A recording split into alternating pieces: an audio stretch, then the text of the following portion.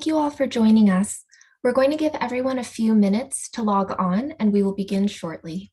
Thank you for your patience.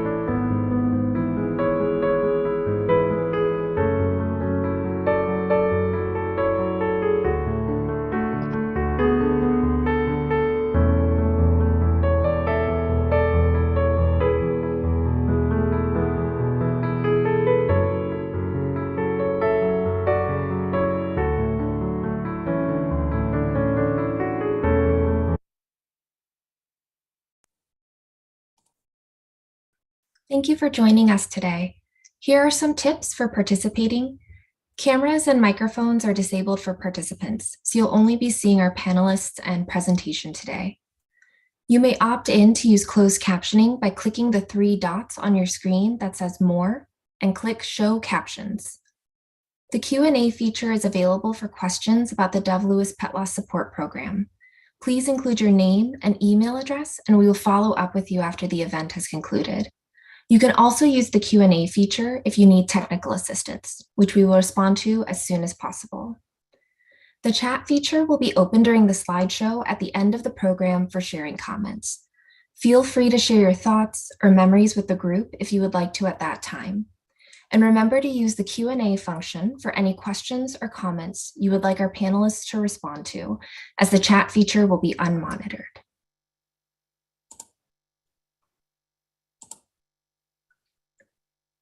Good afternoon. My name is Deborah Lee, and on behalf of DoveLewis and as the director of the Pet Loss Support Program, I extend my warmest welcome to our virtual service of remembrance. Thank you for being here today. The Pet Loss Support Program was founded by Enid Traceman over 35 years ago, and her impact is reflected in some of the words that are shared today. The Service of Remembrance has a wonderful history of offering comfort to people in our community. Now, in its 3rd year as a digital event, we're pleased to welcome people from across the country. We are holding this virtual Service of Remembrance in proximity to National Love Your Pet Day.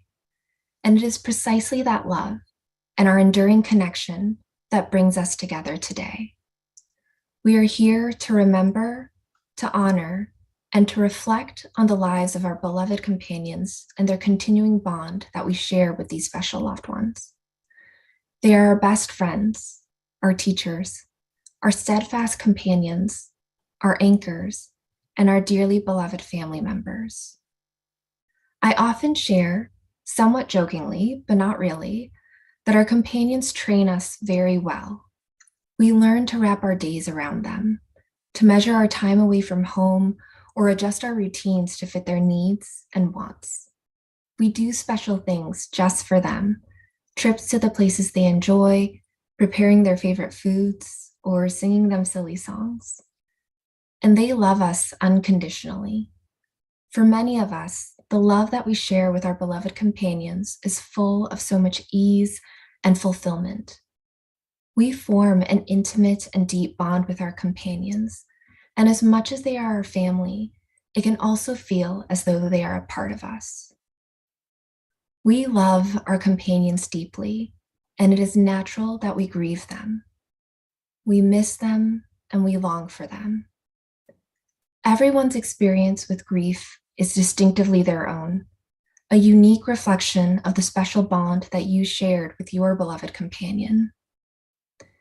Though we cannot walk in the same exact footsteps of another, I hope there is comfort, healing, and connection for you in seeing and knowing that there are others who are also on this journey of deep love, remembrance, longing, and hope.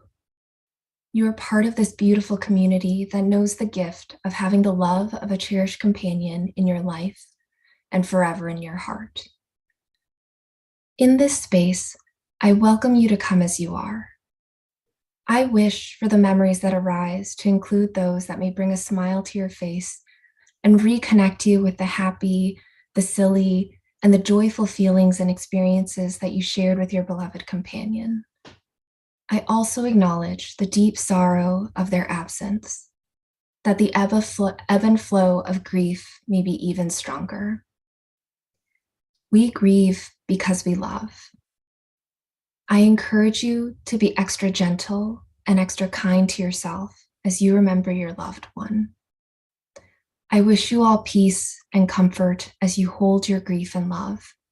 And I truly believe there will come a time when the gift of your companion's love and all the ways they have helped you grow in their life and after will help you carry that grief. And please know and hold in your heart that your loved one has and will always matter. Your relationship and the love you feel every day matters. Here it is seen, it is felt and genuinely understood, and we hold this deep truth together. And now I would like to introduce our community speaker, Charles, who is here to share with us about his incredible life and bond with his beloved cat, Papillon. I believe that Charles' sharing of his profound love and connection, the pain of his loss, and his enduring bond will resonate with everyone who is joining us today. Thank you, Deborah. I'm honored to be the community speaker for this virtual service of remembrance. The DoveLewis Pet Grief Support Program was invaluable to me when I lost my best furry friend in 2016, so I felt compelled to give something back. I'm a lifelong cat person. I also love dogs, and the feeling is mutual, but somehow I'm just more attuned to felines. I have met and loved many cats, but in 2001, I met a kitty with whom I formed a special bond. When my wife first suggested getting a rag doll, I had never heard of the breed. I did a bit of research and they sounded wonderful, docile, affectionate, loyal, and of course, beautiful. So I went along with her plan. Before proceeding, I must point out that I am strongly in favor of adoption rather than getting pets from breeders, but rag dolls can only be procured from breeders. We picked up our kitten from a Willamette Valley breeder in October 2001. He was 10 weeks old at the time. There is a very complex rating system for ragdoll aesthetics and beauty, and apparently he was not considered top notch, but he was perfect for us. My daughter immediately named him Papillon, which is the French word for butterfly. She chose the name after the narrator of the Cajun for Kids CD that we enjoyed listening to in the car at that time. Papillon sat and mostly slept in my lap on the hour-long drive home, and thus began our profound bonding. At that time, my wife and I slept in separate bedrooms, and Papillon quickly decided that he preferred mine. He liked to play hide and seek on the windowsill and lounge in the sunlight. At night, he would get under the covers with me and poke around for a while before reemerging and curling up next to me. He would lay against me or on top of one of my arms. Even as a kitten, he had the loudest purr I had ever heard, a deep, satisfying rumble. He would follow me through the apartment, especially in the bathroom, where he quickly discovered the magic of drinking directly from the faucet. At first, he had to put his front paws in the sink to prop himself up, but as he grew older, he was able to stick his head directly under the faucet and keep all four paws on the counter. He continued to drink out of the faucet for his entire life. Papillon was the softest, fluffiest cat I had ever met. He even had large tufts of fur between his toes. And as the name suggests, he did indeed go completely limp like a rag doll when we picked him up, which further endeared him to us. We bought him a circular green cat bed. At first, it was too large for him, but he quickly outgrew it. It was his favorite place to sleep, even when his limbs splayed out of it. Perhaps I should have kept it after he left, but it hurt my heart too much to see it empty. As Papillon grew from kitten to adolescence, his mask became darker. In many light situations, it was impossible to distinguish his blue eyes from his mask, so we could never be certain whether or not he was looking at us. I think he liked having this advantage over us. After spending a fair amount of money on various cat toys, we accidentally discovered his true love, and that was chasing small bits of rolled up paper. My daughter dubbed this the crinkly. He would pounce upon it and attack mercilessly, then pause for a bit as though the game had ended before spinning and resuming the attack. It was endlessly entertaining for us, and probably for him too. In addition to sleeping on his green bed and chasing the crinkly, his favorite pastime was soliciting tummy rubs from everyone. It didn't take any effort on his part. He just stretched out invitingly, knowing that no human was immune to the allure of his exquisitely fluffy belly. When Papillon was 4 or 5 years old, a physical exam revealed that he had crystals in his urine. Fortunately, they could be mitigated through special food, so from that point forward, his diet was Royal Canin urinary SO, supplemented, of course, with plenty of greenies.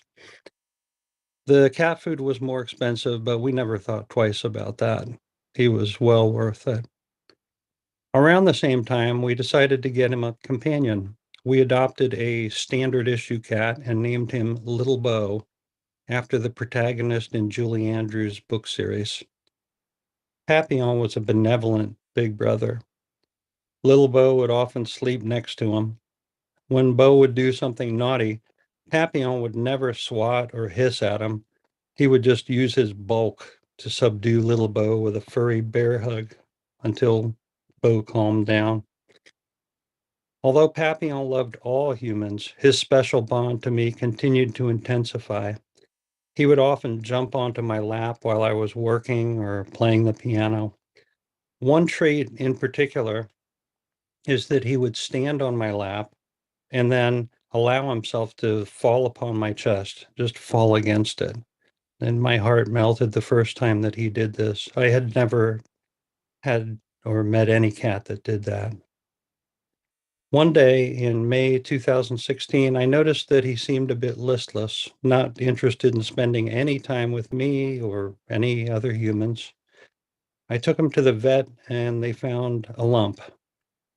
They sent me to a veterinary hospital for further diagnosis.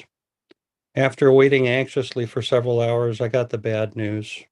He had cancerous growths in his kidneys and renal glands. It felt like I'd been punched in the gut. They suggested two options. The first was an operation that was not guaranteed to completely eradicate the cancer. Furthermore, it would have required him to stay in intensive post-op care for at least a week. The second option was to take him home and make his remaining time as painless as possible. It took me about a millisecond to opt for the latter choice. I couldn't remember that drive home. I was deeply upset to the point that I began to mourn Papillon while he was still very much alive. My wife reminded me of this fact, and I then made it a point to devote as much time as possible to being with him.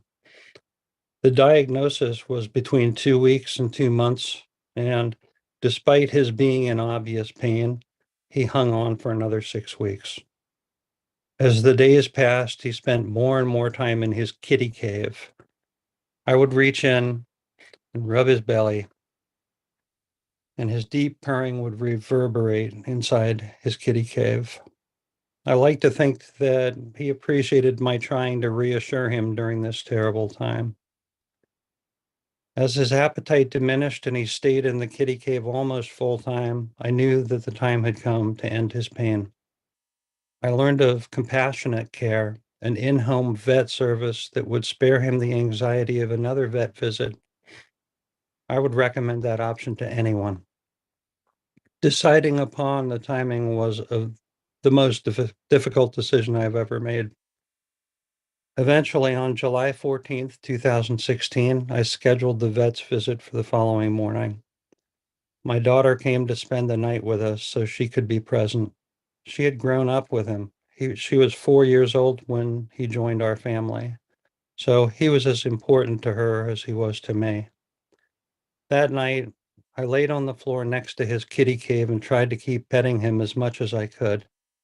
At one point, I got up to visit the bathroom, and to my surprise, he hopped out of the kitty cave and followed me, just like the old days. But suddenly, he unleashed a large green discharge that I had never witnessed before. He seemed surprised and perhaps even a bit embarrassed by it. I tried to reassure him that it was okay, and I carried him back to his kitty cave. That incident convinced me that I had chosen the right time. He was ready to be relieved of his misery. Shortly after sunrise, the vet arrived. She was professional and truly compassionate, explaining the entire process before we began. I put Papillon on my lap, the safe place where he had spent so much time. She gave him the first shot. As he settled in, I whispered in his ear that I loved him and promised to never ever forget him. I was not sure about cremation or burial, but my daughter insisted upon the latter. So we chose a spot that the two of us had frequently visited. Papillon laid in state for most of that day inside a plastic coffin that I had purchased for him. My daughter picked several mementos to be buried alongside him, including several of his favorite greenies and a ceremonial crinkly. We then drove to the burial site and sat with him for a tear-filled hour or two before returning home. A fog descended upon me. My entire world turned monochrome. After several grief-stricken weeks, someone told me about the DoveLewis Pet Grief Support Program. At first, I was skeptical, but I decided that it was worth trying because I was barely functioning. Enid Traceman, the program founder, led the meetings at that time. She was completely understanding and sympathetic. My first meeting was wonderful because I realized that there were other people who felt the same grief and anguish that I did. We were in a safe space where we understood and empathized with each other, a place free from ridicule and judgment. When it was my turn to speak, I was too overcome to say anything significant, but somehow I managed to blurt out thanks to everyone for sharing their stories and presence with me. This was the start of my returning to life. After the meeting, Enid gave me a copy of the Pet Remembrance Journal, which continues to be a source of comfort to me 6 years later. I continued to attend meetings, all in person at that time, for several months. Eventually, I was emotionally ready to share my story. It was difficult, and I didn't stay dry-eyed through it, but I managed. Enid taught me that grief never ends. It only changes. The analogy is a rock thrown into a pond. At first, the ripples are very intense, but they reduce in both intensity and frequency. However, they do continue. It is up to us to put in the time to learn how to handle those ripples of grief when they return, often without warning. It took a long time to get to a place where I could focus more upon the happier times and think of Papillon without tearing up. But with Enid's assistance and tutelage, I eventually made it there. In December 2016, 5 months after Papillon's death, I honored him by getting my first tattoo, his face upon my left bicep. There would be more. His face now appears multiple times upon both of my arms, and his name is emblazoned across my chest. This is my way of honoring and remembering him. Whenever anyone comments upon my tattoos, they get the entire story of the greatest cat I have ever known. No one ever complains. In February 2017, I had a spiritual awakening of sorts. One morning I awoke and I felt an unusual clarity and lightness. And I eventually realized that he had given me a totally unexpected gift. My mother died when I was very young, and I was not emotionally prepared to properly mourn her at that time. My grief for Papillon served as a lever, helping me to roll away that boulder of grief that had been part of my core for the past 4 decades. Shortly after that episode, I began to write a musical ode to him entitled Never Forget You, intended as a fulfillment of the promise that I whispered into his ear on that final morning. I look at his photo every day and I continue to write in my journal on a very regular basis.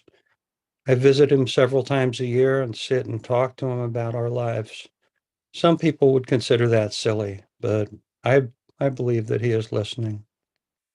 None of us know what awaits us after death, but I steadfastly hope that somehow, somewhere, he and I shall be reunited.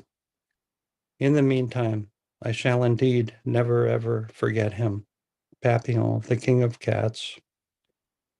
And I'd like to close with a quote from Elizabeth Kubler-Ross, which is, "You have to open yourself up and let the pain move through you. It is not yours to keep." Thank you for listening.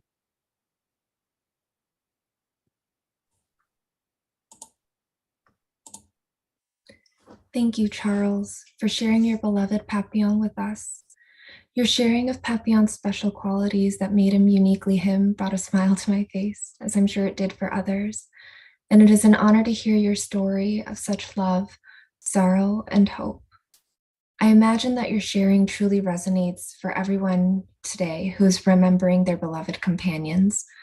And the gift of your sharing reminds us of how much the love of our companions helps us to grow during their lives and even after. In this moment, I want to invite everyone to perhaps take a deep breath. And as you exhale, think of your beloved companion's name. While their physical presence is no longer with you, hold those memories, the joyful, the silly, the irritating, those sweet everyday memories, to sustain you and to continue to connect you to your loved one. And I extend an invitation to everyone to join our pet loss support groups as it serves you. Connecting in community with others and giving voice to your feelings and experiences can ease the isolation of grief. There may be comfort in joining with others in a space where you are welcome to truly come as you are. And now we invite you to join us in honoring your pet with our memorial slideshow, what has in the past been a candle lighting ceremony. We received photos from many of our participants today, well over 100, and we will honor them now with a slideshow. If it serves you, we welcome you to light a candle where you are and think of your favorite memories with your companion. The chat box is now open for you to use and share your memories if you so wish. If you would like everyone attending to be able to view your words, please remember to select all attendees in the drop-down above the text box for the chat. We thank you again for choosing to honor your pets with us here today.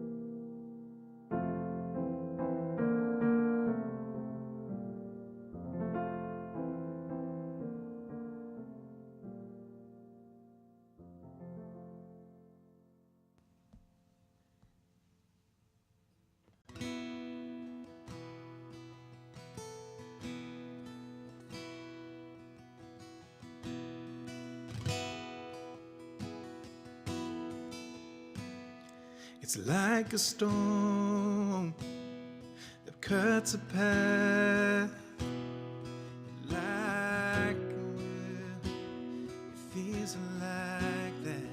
You think you're lost, but you're not lost on your own. You're not alone. I will stand by you. I will help you through when you've done all you can do and you can't hope. I will dry your eyes. I will fight your fight. I will hold you tight and I won't let go.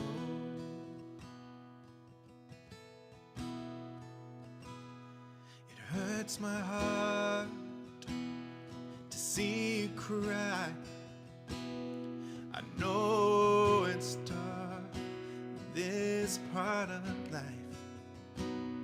What finds us all, but we're too small to stop the rain.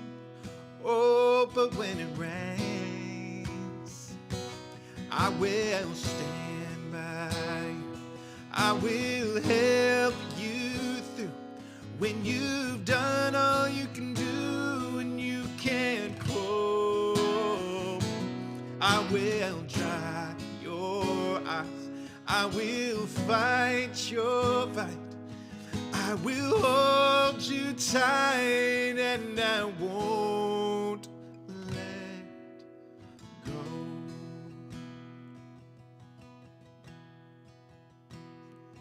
I will stand by you. I will help you through when you've done all you can do and you can't go. I will dry your eyes. I will fight your fight. I will hold you tight and I won't let go.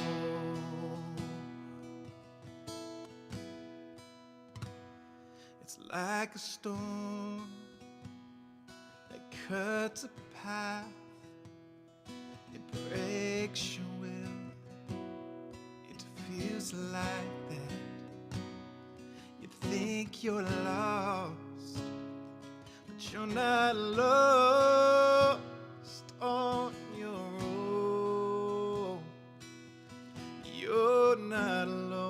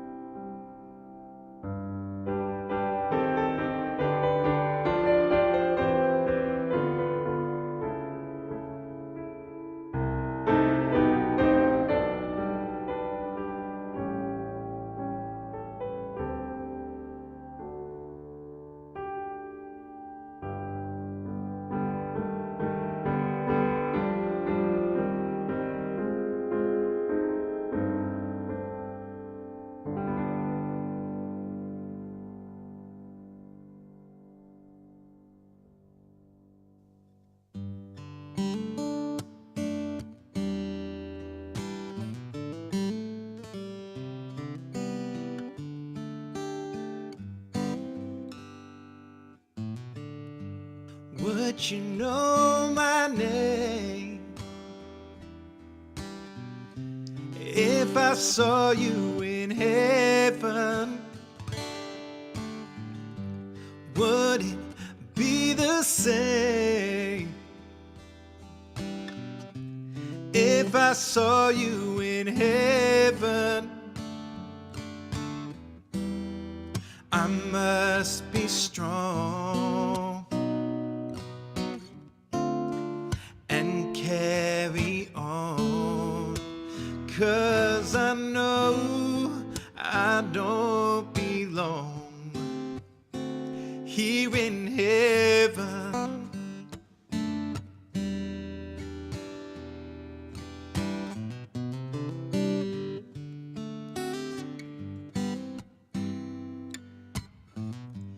Would you hold my hand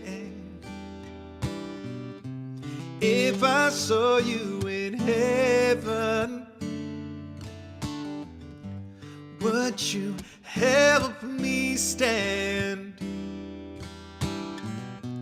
if I saw you in heaven? I'll find a way through night and day, 'cause I know I just can't stay here in heaven.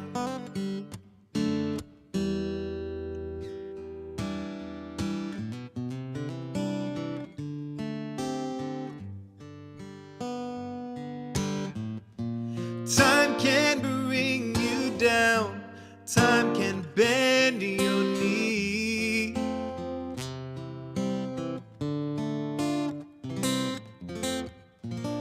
Time can break your heart, have you begging please, begging please.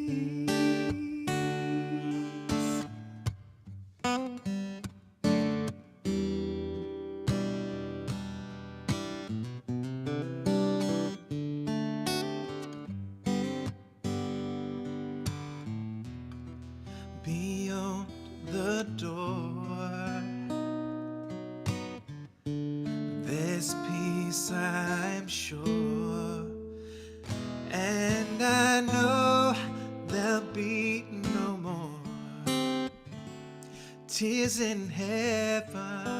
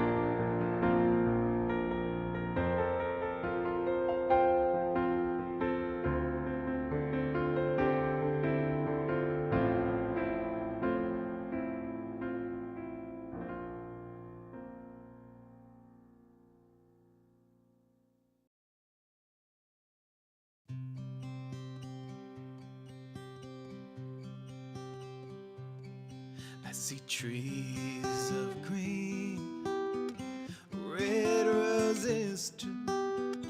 I see them bloom for me and you. And I think to myself, what a wonderful world. I see skies of blue, clouds of white, the bright blessed day, the dark sacred night. And I think to myself, what a wonderful world.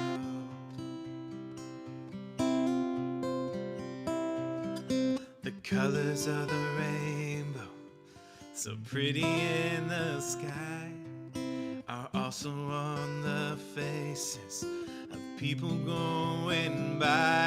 I see friends shaking hands, saying, how do you do? They're really saying, I love you.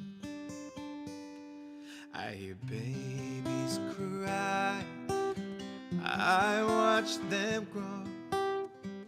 They'll learn much more than I'll ever know.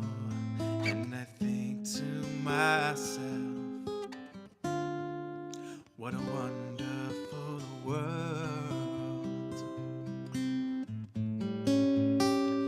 Yes, I think to myself, what a wonderful world.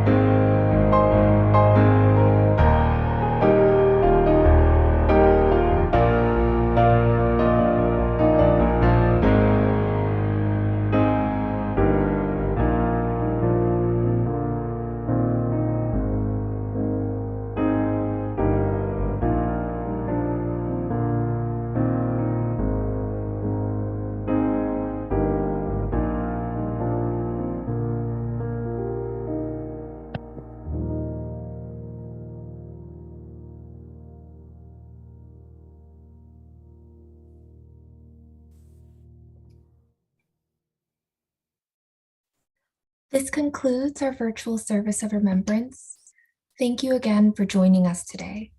The service has been recorded and will be available on the DoveLewis Pet Loss Support page for later viewing. We hope our time together has served you in keeping your beloved companions close in your hearts. We will close the webinar in a few minutes at the conclusion of the upcoming song. I wish you all peace and comfort as you move through the rest of your day. Thank you so much, everyone.